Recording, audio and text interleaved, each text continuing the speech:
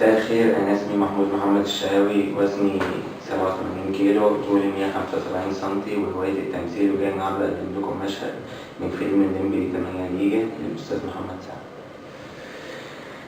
يعني باختصار، أنا النهارده جمعكم أنا وموجة حبيبتي عشان أقول لكم منورين يا كلاب، يا زبالة،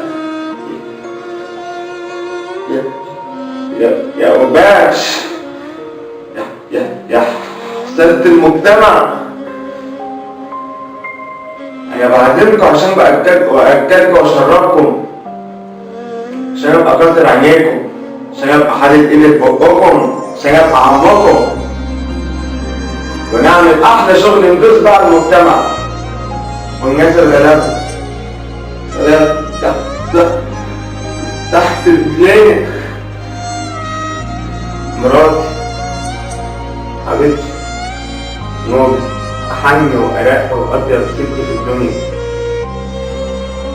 بس العلاج والطب والدكاترة قالوا إن احنا ما ينفعش نخلف، مش هننفع لبعض. بس العيب مش فيه ولا فيه، العيب في محر.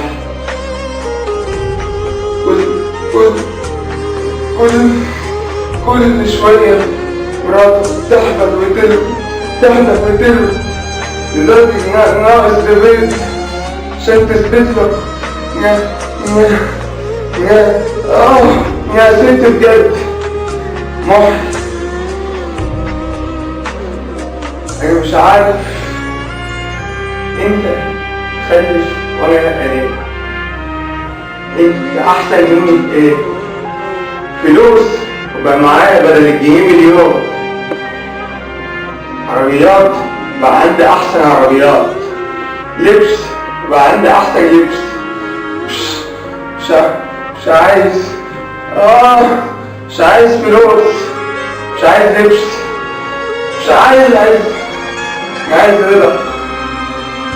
يا ربنا يكون راضي عني من ساعة